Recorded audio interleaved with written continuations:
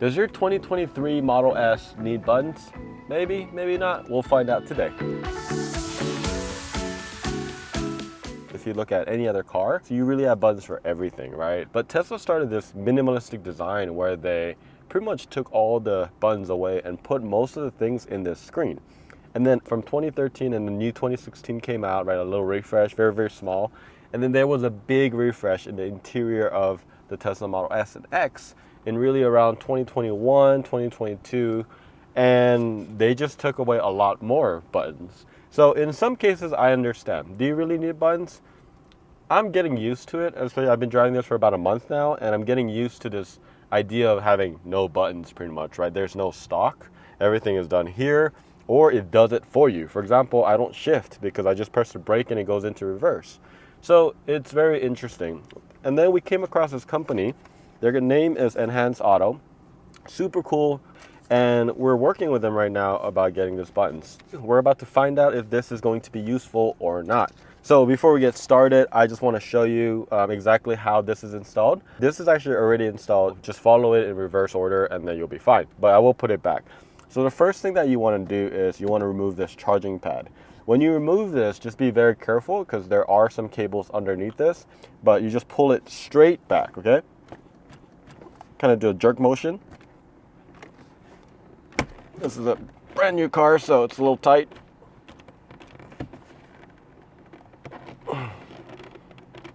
There we go. And then what happens is this gets dislodged. So if you look at here, it's just this thing. So you have to go up slightly, and then once you go up, you pull it straight back. Don't pull it all the way back because it is connected. You can remove the cables. There's no need to though, right? Once you do that, there is an actual right here. This is actually the sensor, I believe. And you just use the spudge tool that they give you, and then you just run it across, and right here, you pull it down. If you look close, it's just this two clips. You can see this is an Ethernet port, and then you got your OBD right here. So I already have this connected, but let me just take this out so you guys can actually see. So you see that there's a little clip right here, and it goes right in this hole.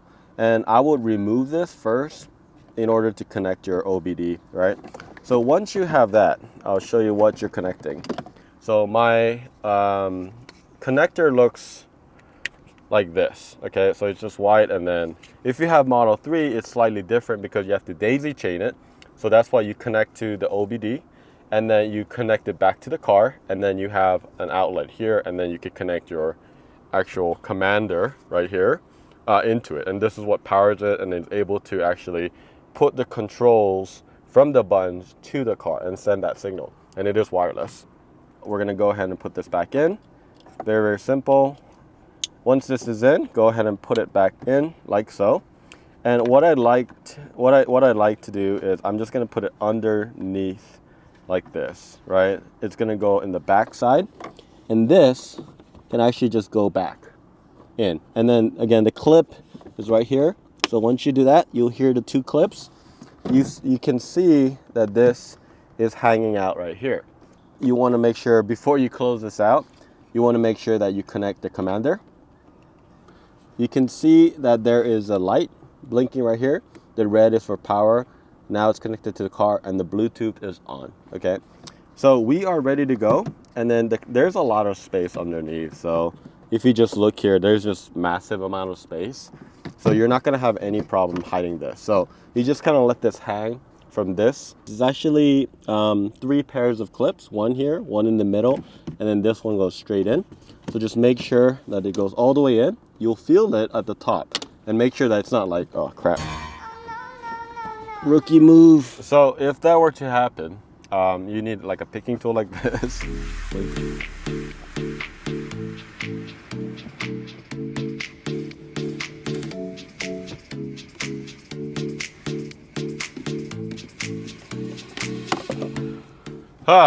Don't do that. Please do not put this right here, okay? Put it in your cup holder, or maybe like away, like over there in the back seat.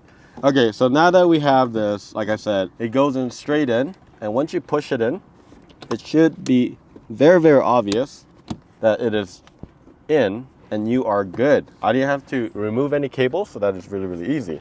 It's hidden really well, and that's kind of what I like about the install on the Model S, it's a lot cleaner, honestly, than the Model 3 or Y. So I have the app. This is actually a beta mode, but honestly, it's exactly the same. There's a few other features I get, but the app will look exactly the same. One thing that's really cool is that there's actually a dashboard. So as I actually, for example, like maybe go forward, it's supposed to show some of that information. You can see that there's 0 mile, it's on chill mode. I can actually go to my settings over here, just to give you an example. I put on insane, and then it doesn't actually say insane. Right now the lettering is only plaid, which is almost the same. And this is what you can do, is you press the first one, and then you go to the buttons like this, and then I'm gonna go with the S. I'm gonna hold it. And once you hold it, it connects. Hold it down just for like maybe 2 seconds, and then you can see that it immediately showed up. And what you can do is you could assign the lettering. Like since this says S, I'm gonna assign it the S, and then we're good. And then from then on, you could actually hold it down, change function, and let me just show you some of the function, okay? So first off, you could do open. You could do open glove box. So that's probably the most common one. So you can actually try it, and the glove box is about to open. So I press try, and then boom, that works just like that. Yeah, you could even do it for your trunk, your fronts, your front left door, your front right door, rear left door, right rear door. So you have all of that access. Acceleration, this is interesting because you could temporarily overwrite the level of acceleration set through the main screen. One thing that it says right here is that state change is not visualized on Tesla's main display. I talked to Enhanced Auto about this. It does in fact change it on the back end. It just doesn't show, like for example, it won't show that it's insane, but when you actually accelerate, it will be on insane. So that's something to think about and just remember. But the good news is it'll show on the dashboard right here. Regen braking, this is kind of cool to me because you could actually set the percentage of regen. So you could go 25, 50, 75, or 100%, which is going to be your standard. And then you could even up it if you really wanted to feel. So in some ways, I think if people are kind of transitioning from ICE vehicle to a Tesla electric vehicle, this might be a cool feature because you could kind of ease yourself into it. Other things is autopilot. There's charging. You could open or close or unlock your charge port. This is cool, and this is in beta mode. You could also do battery precondition. And what that means is there's no way to turn that on the Tesla settings, right? Normally when you go to, for example, a supercharger, it notices that you're getting there, and if it feels like you need to precondition it, it will. And it'll have a notice in the dashboard saying your battery is preconditioning. So you could actually turn that on. And the mirrors, you could fold mirrors, tilt mirrors. I can see that being useful because in the older S, you have buttons like on the S and X where you could actually fold the mirrors and have that functionality right here. So for people coming in from the older S, I think they're gonna miss that. So that's neat.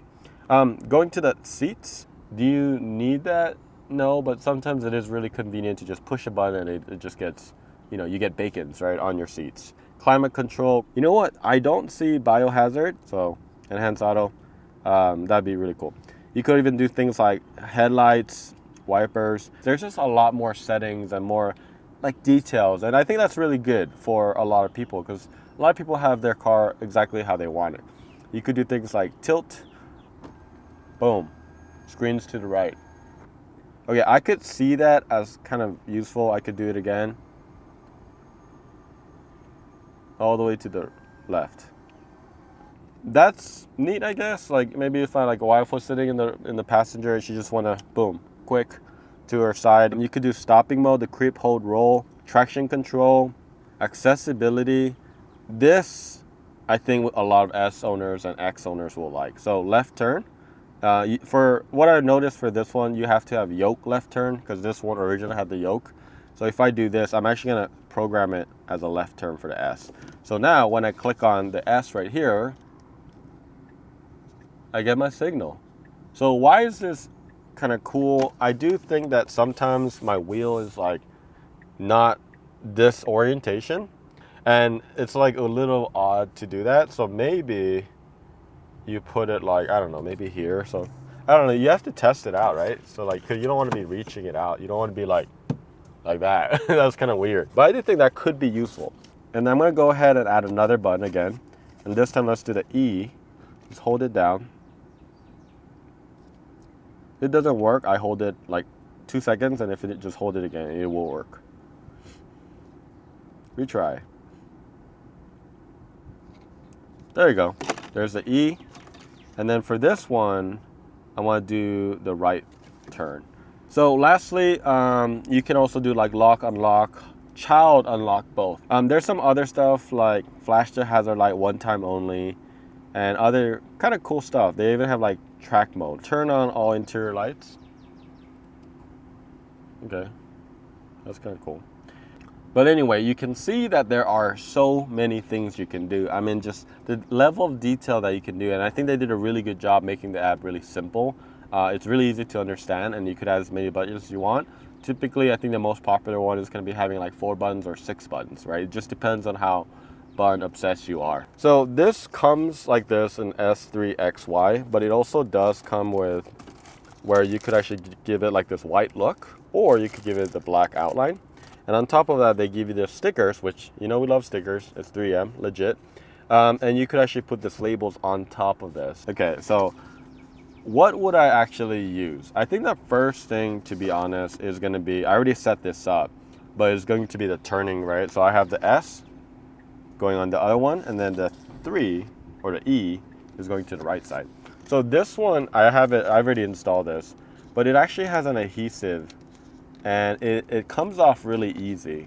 And it looks like kind of like, you can see right here, it's sticky, but it actually doesn't leave any residue. And then you could put it wherever you want. Like maybe like here.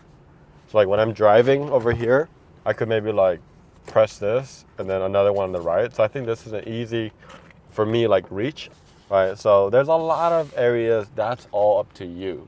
The other thing that I think I would like to do is the glove box. I don't use it a lot, but there is that time when I need something really fast, and I would like to just push a button. So I am going to set the X up, and I'm going to go to glove box. Boom, glove box is open. And lastly, I have one more button that I could actually set up, and this is the Y now.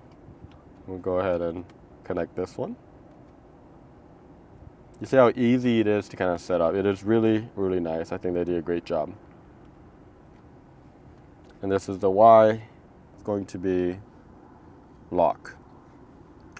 And I'll kind of explain why. So right now my car is unlocked, and I go Y. Boom, it'll lock it.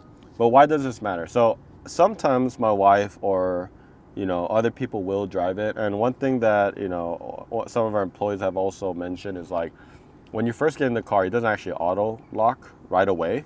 So maybe like it's late night or something and you want to get in and you just want to lock the car real quick. It is nice. I mean, you could actually like go all the way here, but I honestly feel like having like a button like this would be easy. And then just boom, lock it like that. And you could have it like really, really near you. So as you can see, the buttons are really limitless. There's just so much you can do. Again, have that really nice exact setting that you want for specific, and think of these as a really, really quick shortcut. We are actually going to be carrying this as we speak when this video launches, so you can find it at TESBROS.com.